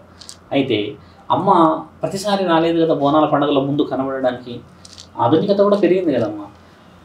అలా ఒక నలుగురు ఆడపిల్లలు బోనం ఎత్తుకుంటూ వస్తున్నారు ఒక ఊరిలో. వస్తున్నప్పుడు ఏం జరిగిందంటే అమ్మ, 16 మంది మగపిల్లగాళ్ళు వచ్చారు. అడవిలో నుంచి వచ్చి ఈ నలుగురిని ఎత్తుకుపోదామని వచ్చారు. చూడడానికి అందంగా ఉన్నారు, అలంకరించారు, తీసుకెళ్ళిపోదాం వీళ్ళనని తెలివి ఉపయోగించి వచ్చినప్పుడు ఈ నలుగురి పక్కన 4 పోతరాజులు ఉన్నారు. పోతరాజులు ఏం చేస్తారులే అని కూడా కొంతమంది ఉంటారు కదా. మేము 16 మంది ఒక్కొక్కరు 4 పట్టేసుకుంటే ఆ పోతరాజులు ఏం చేస్తారు మమ్మల్ని అన్న అహంకారంతోనే వచ్చారు. వచ్చి ఆ యొక్క భజంత్రుల మధ్యలో నుంచి ఈ ఆడపిల్లలని అపహరించుకోవడానికి ఆయుధాలు తీసుకొని వచ్చేస్తారన్న. వచ్చినప్పుడు ఆ పోతరాజులు చూపించిన ఉగ్రరూపం చరిత్రలో ఇంకా రాసుకొని ఉంది. ఆ 4 ఈ పోతరాజులు 16 మంది గొంతు కొరికేసి చంపేశారు. ఒక్కొక్కరు ఎగబడి గొంతుని కొరికి చంపి ఆ ఆడపిల్లల కాళ్ళ దగ్గర పడేసిన తరుణం అంగరంగ వైభవంగా సాక్షాత్తు పార్వతీ పరమేశ్వరులు మెచ్చిన పండుగ బోనాల పండుగ. అప్పుడు ఆశీర్వాద బలం ఇచ్చినప్పుడు ఇంకా ఊపందుకున్నారు ఈ పోతరాజులు. ఎవరు వస్తారో రండి ఇక చూసుకుంటాం అన్నట్టు. ఎందుకంటే ఆ సమయానికి నిజంగానే శక్తి స్వరూపులైపోతారు వాళ్ళు. అట్లా వచ్చిన బలం ఈరోజు కాస్త విచ్చలవిడితనమైంది. మద్యం సేవించి ఊరికూరిని కొట్టడాలు, ఆ బ్యాండ్ కొట్టే వాళ్ళని సరిగా కొడతలేరని కొట్టడం, లేకపోతే వేరే ఎవరైనా మధ్యలో వస్తే వాళ్ళని కొట్టడం. ఇలా అమ్మ బోనం ఎత్తే తరుణం తగ్గిపోయింది. వీళ్ళ యొక్క తరుణం పెరిగిపోయింది ఇక్కడ. అంటే భక్తి అనేది కొంచెం తగ్గిందనే చెప్పాలి. ఇప్పుడు కూడా అమ్మ ఇంటింటికి బోనాలు తీయడం వల్ల పోతరాజుల సంఖ్య తగ్గిపోయింది. ఊరంతా పండుగ చేసుకొని ఒకటేసారి బోనం తెస్తేనేమో 10 మంది పోతరాజులు కనబడితే బాగుంటుంది. ఇప్పుడు గడపకు బోనం తీసుకొని వస్తే మరి ఎంతమంది పోతరాజులు కావాలి ఇక్కడ? అందుకే నేను చెప్పేది కూడా ఏంటంటే ఆజన్మ సాధువులం కాబట్టి బోనాల పండుగ విషయంలో ఒకేసారి వీధుల్లో ఉన్న వాళ్ళు తీయాలి బోనం. అందరూ ఒక సమయాన్ని పెట్టుకొని మధ్యాహ్నమా సాయంత్రమా ఏదో ఒక సమయం తీసి ఘటాలు తీసేవాళ్ళు ఎవరెవరైతే ఉంటారో, కొంతమంది ఆడుతూ ఉంటారు శివసత్తులు ప్రత్యేకంగా, అందరు తీసుకొని వచ్చినప్పుడే ఈ పోతరాజులు రావడం కూడా ఒక 21 మంది అవుతారు ఒకటేసారి. అప్పుడు అందరినీ కాపాడుతూ వస్తూ ఉంటారు. ఆడుతూ వస్తున్న తరుణమే చూడ్డానికి కన్నుల పండుగ. ఇండివిజువల్గా వెళ్తున్న తరుణంలో చూసే చూపులు కూడా చెడుగా చూస్తే కూడా ఈ ఆడపిల్ల ఇన్సెక్యూర్ ఫీల్ అవుతుంది. ఇక్కడ మన దగ్గర ఆడపిల్లల విషయంలో అమ్మ సెన్సిటివ్నెస్ ఈజ్ వెరీ ఇంపార్టెంట్. అది పోవద్దు అంటున్నాము. ఇప్పుడు కంఫర్టబుల్గా బోనం ఎత్తుకొని భక్తితో వచ్చే ఆడపిల్ల డిస్కంఫర్ట్ ఫీల్ అయితే ఇక్కడ అని ఇక్కడ అని ఇక్కడ అని ఇక్కడ చూసుకోవడం, ఆవిడ చదువుకోవడం మొదలైతే నిజమైన ఈ బోనానికి విలువ తగ్గిపోతుంది. ఎందుకంటే అసలైన పవిత్రత అక్కడ ఉంది. ఈ శరీరం కంటే ఆ బోనం కంటే పవిత్రమైనది శరీరం కదా. ఈ శరీరాన్ని చూసుకొని ఆ పవిత్రత ఈ పవిత్రత రెండు దెబ్బతింటున్నాయి. ఇప్పుడు మన ఇంట్లో వాళ్ళు మనం మంచిగా చూస్తే సరిపోదు, ఊర్లో ఉన్న వాళ్ళు కూడా చూడాలంటే మొదట ఖచ్చితంగా ఒకడు ఆయుధాన్ని పట్టుకొని నిలబడాల్సిందే, లేకపోతే చూడరు. దేవతలకే తప్పలేదు కదా. అలా వచ్చిన తరుణంలో పోతరాజుల ప్రత్యేకత మన దగ్గర రాసుకొని ఉంది. చాలామంది మహానీయులు చాలా బాగా చేస్తారు బోనాల పండుగ. అందులో పోతరాజులని ఇప్పుడు నాకు తెలుసమ్మా చాలా రోజుల క్రితము పోతరాజుల ప్రత్యేకత వేరేలా ఉండేది. ఈ రోజుల్లో తగ్గుతూ వచ్చింది. కానీ ఒకప్పుడు పోతరాజులు చూడడానికే భయం అయ్యేది. ఇప్పుడు పోతరాజులు ఇంతే ఉంటున్నారు, వాళ్ళని చూసి హాస్యంగా నవ్వుకుంటున్నారు. అంటే తరుణాన్ని మీరు చూడండి మారింది, కానీ భక్తిలో మార్పులు ఎలా వచ్చాయి చూడండి అని చెప్తున్నాను. శివశక్తులు ఇప్పుడు శివశక్తులు ఎవరైతే ఉంటారో తమ్మి అమ్మ తల్లి, వాళ్ళు భక్తిలో పీక్ స్టేజ్. శివశక్తులు అని అంటే వాళ్ళు అమ్మవారి శరీరం మీద పూనింది అని బోనాల పండుగ రోజు ప్రత్యేకం. బోనాలు అంటే కూడా ఏదైనా మొక్కుబడిలో కూడా మాపై శరీరం మీద అమ్మవారు ఉన్నారని చెప్పేసి ఆ బోనాన్ని స్వీకరించి గోల్కొండలో ఉన్న 500-600 మెట్లు కూడా ఎక్కేస్తారు వాళ్ళు. అలా ఎక్కుతూ ఎక్కుతూ పోయి అమ్మవారు స్వీకరిస్తున్న దాంట్లో అమ్మ కంప్లీట్గా వీరి శరీరం వచ్చేసి దైవ ఆధీనంలో ఉంటుంది, కానీ శరీరంలో దైవం ఉండదు. మాట గుర్తుపెట్టుకోవాలి. శరీరం వచ్చేసి దైవ ఆధీనంలోకి వెళ్తుంది అంటే భక్తిలో, కానీ శరీరంలో దైవం ఉండదు. కాబట్టి ఏంటంటే ఆ భక్తిని శివశక్తులు చాలామంది కొంతమంది వ్యక్తీకరించి దేవత వచ్చేసిందని చెప్తారు, శరీరం మీద దేవతే ఉంది అని వాళ్ళు చెప్తూ ఉంటారు కదా. అలా చెప్పడం మానేసుకుంటే అమ్మ నిజంగా ఆ దైవాధీనంలోకి మళ్ళీ వెళ్ళి దైవానికి సంబంధించిన భక్తిని చాటితే అమ్మ ఆ వరము ఆ కుటుంబం నిజంగా సౌభాగ్యాన్ని సంపాదించి నిజమైన శాంతియుతని సంపాదించుకోగలదు. అందుకని శివశక్తుల ప్రత్యేకత మన దగ్గర ఎందుకు ఉందంటే బోనాల పండుగ రోజుకే కనబడతాయి, మన తర్వాత కనబడతారు ఎక్కువ శాతంగా. కాబట్టి ఏంటంటే వాళ్ళు దేవత స్వరూపంలో రావడం అనేది చెప్పకుండా దేవతల్లాగానే అలంకరించుకొని దేవతలకి భోజనం బోనం పండగ అన్నీ చేసుకుంటే చాలా చక్కగా ఉంటుంది. వాక్కు పలికేసి ఎవరమ్మా నువ్వు అంటే గట్టిగా అరిసేస్తారు వాళ్ళు, నేను నల్లపోచమ్మని రా అని అనేస్తారు. అలా అనడం వల్ల ఏమవుతుందంటే అమ్మ ఒక దేవతను కూడా తక్కువ చేసిన వాళ్ళం అవుతాం. అంత సులభంగా శరీరంలో ఈ దేవతలు రాని తల్లి మానవాతీత శక్తులు మానవ శరీరం మీద రాగలవా? ఒకసారి ఆలోచించండి. ఒక మానవాతీత శక్తి ఒక గీత దాటద్దు అని చెప్పి మరి ఇదంతా ఏంటి మరి వచ్చింది అని మాట్లాడే వాళ్ళంతా చూస్తే వాస్తవికం కాదు, అవాస్తవికం. గతంలో మేము చెప్పినట్టుగానే 99% రాదు తల్లి దేవతల శరీరం మీద. 1% నిజంగా తల్లులు ఉన్నారు, పవిత్రమైన తల్లులు. వారిపైకి అమ్మవారు వచ్చి కూడా పొద్దంతా ఉండదు. ఒక సమయానికి ఒక విలువ, ఆ సమయమే మాట్లాడాల్సి అంతే. అది కూడా వాక్కు చెప్పిపోవడం అంతే. మళ్ళీ ఏ వాక్కు? వర్షాలు, ఆరోగ్యాలు, స్థితిగతులు, సమాజం, ప్రపంచం ఈ వీటి గురించి చెప్తారే కానీ వ్యక్తిగతమైనవి చెప్పదు. ఇది దేవత స్వరూపం కదా. ఇక్కడ మీరు అనుకుంటున్న వాళ్ళంతా వ్యక్తిగతంగానే మాట్లాడుతున్నారు కదా. కాబట్టి ఏంటంటే దాంట్లో వాస్తవం లేదని చెప్పవచ్చు. అది ముమ్మటికి నిజం. 10 మంది వచ్చేసి అది వాస్తవం లేకపోతే ఇది వాస్తవం చెప్పడానికి కూడా లేదు, వాళ్ళ మనస్సాక్షికి తెలుసు కదా.